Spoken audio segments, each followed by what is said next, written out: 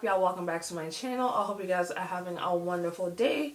Now, this video is hella late. The reason why it's late is because this week I was dealing with some stuff, and honestly, I was just not in the mood to record. I was not. I didn't record anything. So, I decided to record this because I was asked by a few people who follow my channel to, they wanted to get my perspective. They liked the first video on part 1, so they wanted to get my perspective on part 2. Alright, so guys, it is day 3 and everybody's back. You know, the second day, Ayanla got pissed off because Tony and Tamar were late, and she left because that is what people do. I am not going to sit around. Ayanla is better than me. I'm not going to sit around and wait for somebody who obviously does not respect my time. And Tamar comes dressed in all army fatigue. Like, she is ready to go to combat. She is ready to go to war. Because she now feels like Ayanla is attacking her. And she is Ayanla's target. And she is fiddling with Trina's eyelashes for some reason. I really don't know. Trina's eyelashes are too fucking big for her face. I don't know why she wears them that big. But Tamar taking them off and fixing them back wouldn't help the situation. They're too fucking big. Ayanla comes in and wonders, like, what the fuck? Why is she fixing her lashes? And when Ayanla comes in, Tamar didn't say anything. Tamar didn't even look her way. I don't know. It could be. I don't know. But Ayanla's talking about, again, commitment to stay there, commitment to do the work, commitment, her time, their time. She asked she asked Tony, you know, what happened yesterday. And Tony said, well, I don't know what the hell happened. I mean, I was not, Tony was not even in the room. I keep calling her Tamar. Tony was not in the room. She said that she asked around, you know, Ayanla said, did you make your commitment? She said, no, I didn't make my commitment. I got there like 1:45 when the call time was 1:30. And Ayanla said, what did you learn? And Tony said, I didn't think I had to learn anything. You know, I came a little late. And Ayanla told her, you know, when it comes to commitments, you make a commitment to be there. That is your commitment. You're supposed to be there. And Tony received what she was saying. So it gets to Tamar. And Tamar, of course, she has the defenses up. She is worse than she was the day before. Tamar, I already told you guys how I felt about Tamar's actions and how she acted. I think Tamar was looking for a fight. Alright, so Tamar is telling Ayanla that Ayanla broke the commitment when she left. She's saying that Ayanla disrespected her, Ayanla singled her out, and by her, Ayanla leaving, she broke the commitment. Tamar didn't, because Tamar came and stayed. Tamar left. But, you know, that's neither here nor there. And Ayanla said, I did not break my commitment. My commitment was to be here at a certain time. That was my commitment. I was here on time. You two bitches didn't show up. You showed up at 1:40. This bitch showed up at 3:45. Y'all didn't make your commitment. So once y'all broke your portion, I could dip because you were not there to meet your commitment. And Tamar is basically blaming this woman and saying that it was her fault. So Ayanla goes to Tracy and basically talks about Tracy keeping on with the show and not, I guess, fulfilling her commitment to walk out like she said that she was going to do with the other sisters. And Tracy said that she told them that she was not going to walk out. And Tamar, that's a lie, and blah. And I'm like, Ayanla was like, I'm talking to her. I'm not talking to you. I'm talking to her. And Tamar is like looking for a fucking fight. And the thing that I noticed and the thing that I saw that really reflects everything when it comes to this family is that Tamar is going off on Ayanla. Ayanla is, like I said, she's not raising her voice. She's not getting hyper. She's not doing all of that. Tamar is moving her head, jerking her body, going the fuck off. And everybody is just sitting there. Ayanla is trying to calm her down. Tamar says she feels disrespected. So Ayanla asks Miss Evelyn, like, what is Tamar's pain? what is the pain that she's experiencing? And it was concluded that Tamar felt abandoned by everybody. Tamar is the youngest. All her siblings left. Her parents were in a disarray. They were going through a divorce. Her daddy was never home. Her mama was probably feeling sorry for herself, being bitter. I don't really know. Her siblings, Tony left, Tracy left, like everybody left. And Trina was like, well, I am 2 years older than her, so where did I go? But Tamar felt alone. And this is probably the age where Tamar acts the age that she got hurt in. I don't know what age that was. Like I said, she acts like a 9-year-old. I don't know when all this happened at 9.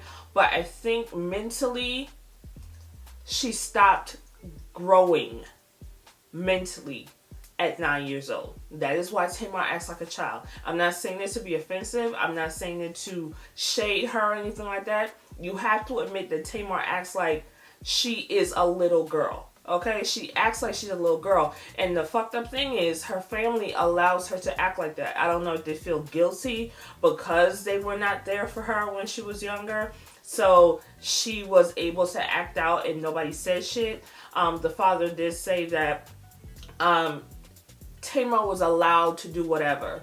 She was never reprimanded. The older siblings, they were. And I think the reason why she was never reprimanded is because he was gone by that time. And Tamar, I guess because she was the youngest one, she was allowed to act out a little bit because the family was gone. The family was broken apart. So she was allowed to act out. The problem was they never checked that shit when she was a little girl. So Tamar is now, however old she is, 40 or 41, whatever. I don't know how old she is. But here she is in her 40s, still acting like that 9-year-old who feels abandoned by everybody. And this is why Tamar still feels like she's a victim in every situation. So Tamar is raising her voice as usual, and Ayanna said that Tamar is abusive and violent. Not necessarily physically, even though she bit the fuck out of, he bit her fingers. Vince bit her fingers or vice versa. But she's meaning that Tamar has a way of verbally saying shit to you to basically try to wear you down. And that's what Tamar does. And Ayanna is sitting there trying to talk to this girl and saying things, and Tamar is getting offended. Tamar is saying that she's just disrespecting. Ayanna said nothing disrespectful to this bitch. She said nothing disrespectful to her. But because Tamar wants to have a moment, Tamar wants to act like this is the Tamar show, she is acting out and throwing tantrums and shit. And Ayanna was like, who in the fuck in here can calm this bitch down? Because y'all are just sitting there, ain't saying shit, ain't trying to calm her down, ain't doing nothing. This girl is sitting there, and I say girl, because this girl is sitting there disrespecting this not elderly woman, but she's there disrespecting this elder, and nobody is saying shit. And I'm like, so this is why Tamar feels like she can do whatever the fuck she want to do. Because her family does not check her. Her family does not fucking check her. And once Ayanna said, who in here can calm this gutter snipe down? Miss Evelyn, hey, screamed at her, calm down. Calm down. Calm down. I know you're hurt, baby. I know you're hurt. Listen. Tamar's a grown fucking woman. I don't understand why they feel they have to baby this bitch. I don't get it.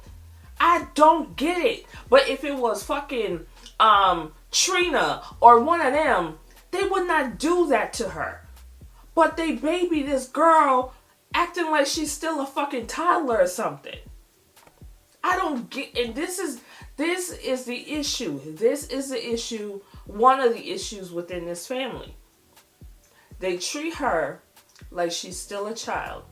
So she acts like a child because that is the way she gets attention. That is the pure way she gets attention. So Tamar she's scared of her mama. But she is trying to talk back to her mama and saying that this woman is disrespecting her. Which I never said nothing disrespectful to you, bitch. But you will always feel like you need to create a moment because you're Tamar. She got her feelings, got her bag, and walked out. So Ayala went outside to try to talk to her. Tim, I didn't want to talk to nobody. Fine, don't talk to the bitch. Go back inside. Ayala went back inside, and she sat with the sisters. She sat with, first she sat with Miss Evelyn and Mr. Braxton. And she is trying to figure out what's going on here, because it all starts with them. Once their relationship went kaput, it was like the sisters went awry. They just went awry. So Miss Evelyn said that he was her best friend. She was with him since she was 17. He was 18 years old. They were best friends. They had these 6 kids. And once their relationship ended and he walked out, it was like her husband was dead. Her husband was dead to her. She doesn't know this man. And Miss Evelyn has a lot of hurt. And I understand she's been with this man. He was her first love. She's been with him since she was 17 years old. They're now like 70-something, 60, 70-something. I don't really know. But that's a long time to hold anger and to hold hurt from somebody. It's like he has basically taken over her life. And sometimes some people just can't get over stuff. I get it. I understand it. But what Miss Evelyn's issue was, and even Mr. Braxton, their demise of their relationship, they put a lot of that on their children. And Evelyn seemed like she put a lot of that shit on her daughters. And this is why I remember first season, they didn't really have a solid relationship with their father, because Evelyn seems like the type to, because she's hurt by what he did, she is the type to make it seem like he hurt all of them. She seems like the type that will talk negatively about him to her children. I don't like women like that. I understand that he hurt you. I understand that your relationship didn't work out. But once you put the children in the middle of your shit, that is where I have the problem, because your children have nothing to do with the end of your relationship. You can be in a relationship, break up, have kids or whatever, and he can still be a great father to those kids without being the man that you thought he was going to be to you. But he did admit that he was not there. I don't know if it's because his wife, the current wife he has now, the woman that he cheated on her with, is the reason why he wasn't there for his kids. I don't know if he felt guilty and that's why he wasn't there for his kids. I don't really know. But their fucked up marriage and their fucked up divorce fucked up their kids. And Miss Evelyn said that she feels they go after each other because they can't go after them. And Ayala asked him, do you still love... No, Ayala asked her, do you still love him? Like I said, she said, no, I used to love my husband. I don't know this man. I don't love him. She asked Mr. Braxton, do you still love her? He said, I do still have love for her because she is the mother of my children. That you can still have love for somebody. You don't have to be with the person. I have exes that I'm not with. I have not been with in years. Am I still in love with them? No. Fuck no. But do I have love for them? Do I feel like if something happens to them, would I be concerned? Yeah, because I'm a fucking human. I'm a human being. But I am not holding 30-year-old grudges over a nigga who just was not right for me. Or we were together for a certain amount of time, and that was just... At some point, the relationship had to end. And it ended... Even though it ended fucked up, the rest of your life does not have to be fucked up because this person did not want you. If you can't see the value in you, then you are allowing this person to have this much power over you. So, I don't know. Miss Evelyn is kind of too long in the tooth. She's probably not going to even learn to move on. She's not. So, that's a lost cause. So, Ayala sat with Tawanda and Trina. And she basically asked them, the long and short was, why is there a different standard for Tracy than there is for everybody else? They said that, Tracy said that she was not going to do the show. They all said that they were not going to do the show, and Tracy said that she was not going to do it either, and they felt betrayed by her when she decided to do it. Tracy said that she told them vehemently that she was going to do the show, but they weren't listening to her. See, this is the thing. When it comes to Tracy, they tend to ignore her. They ignore her. So they don't listen to what Tracy says. Until Tracy does something that they don't like, then they have a problem. But when Tracy is trying to explain to them things, they don't listen to Tracy. I don't know what it is, but they exclude her. They treat her differently.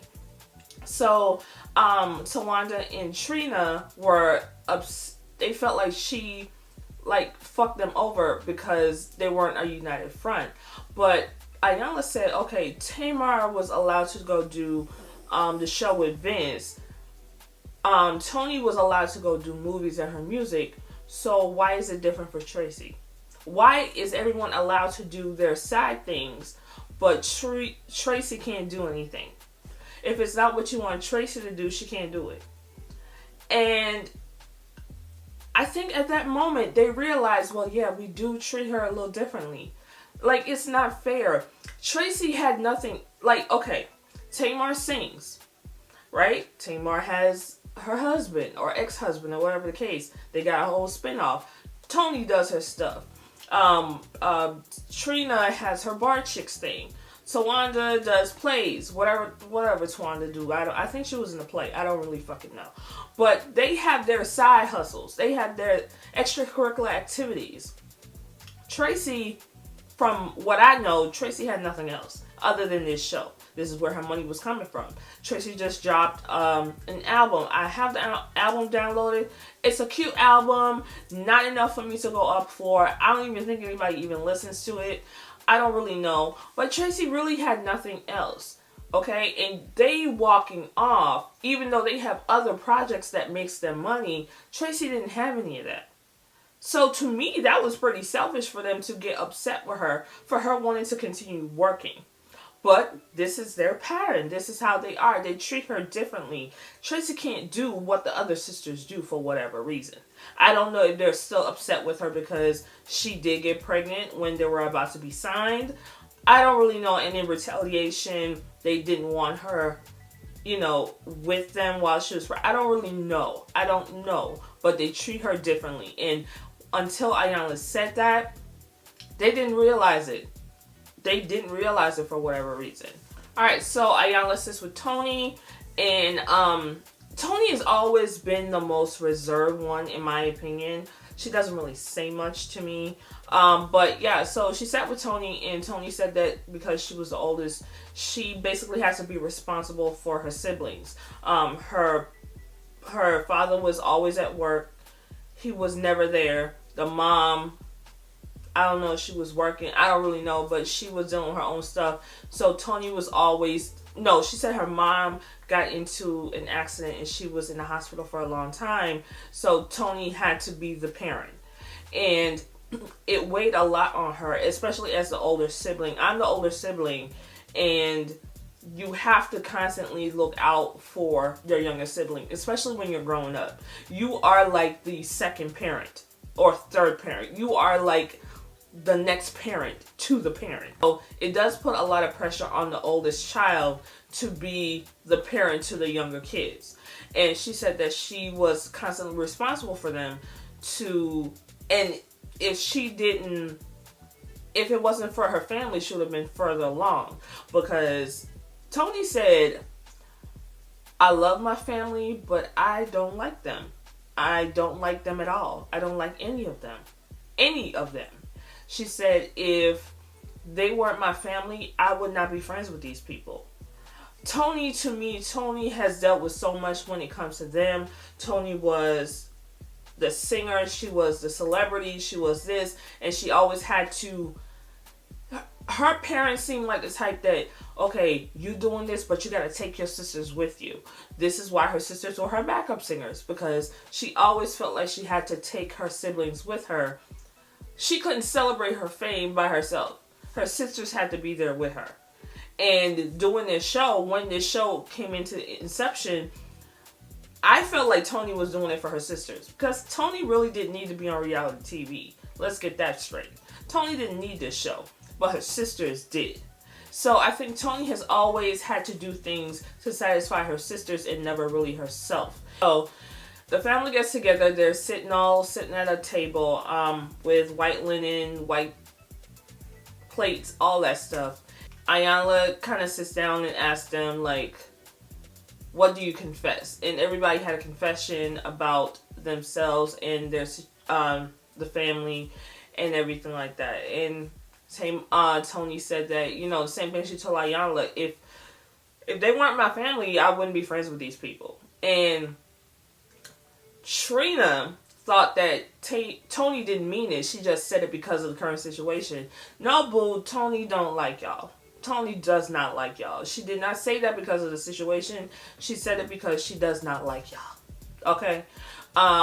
Trina said that she always felt judged by her family, but her family, she judged her family. And I have one question. Hopefully somebody can answer this for me. I just have this one question and I'm gonna leave it alone. Why does Tracy sound like she is from Canada? Tell me. I would like to know. Because she sounds completely foreign. She sounds like she ain't from here. So why does she sound like she's from Ottawa or something? Why does she sound like that? Somebody tell me in the comments. I don't really know. So everybody went around and Tracy said that, you know, sometimes she is selfish. Daddy Braxton said that he was not there for his daughters and he wants to apologize for that. And Miss Evelyn said that she brought her children into their divorce and that was the wrong thing to do. I totally agree. I don't think parents should bring their kids into their disruptions and disputes in their relationship. That's not their kid. That's not the kid's issue. It shouldn't be their issue. They shouldn't stress over that shit. Tamar, this is when the production started. Tamar started just heaving, just fucking heaving, and no tears. All these dry cries, and Tamar did not cry. I saw no speckle of tear. I saw no salty discharge. I saw nothing. Tamar it was like she was up for an Oscar, and this was the scene that the Oscar people were going to look at to determine if she was going to win. That's what it looked like to me. And she is making the ugliest face. And she is like going to everyone and saying, like, basically confessing and apologizing to them. And I was like, okay, I get it. I understand that. Congrats to you for apologizing. Even though half of the shit I don't believe. But I kind of feel like she should have at least also apologized to Ayanla. You disrespected the fuck out of that woman. I don't know. I just kind of feel like Tamar's antics. Tamar reminds me of someone I know. They are allowed to do things. They're allowed to say things. They're allowed to act a certain way. And people are either afraid to tell them, you know, they're acting like an ass, afraid to tell them any better, don't want the confrontation, so they just allow them to do anything. I know people like that, and that's how she acts. She acts like, because she knows nobody gonna tell her anything, she will blow up on somebody, and they would just not say anything. And she's sitting there apologizing to everyone. And to me, it was, I don't know, I just didn't feel like it was sincere. I felt like she was doing it up for the cameras. There was no tears. She was just doing this heaving thing. And I was like, okay, alright. And the Oscar goes to.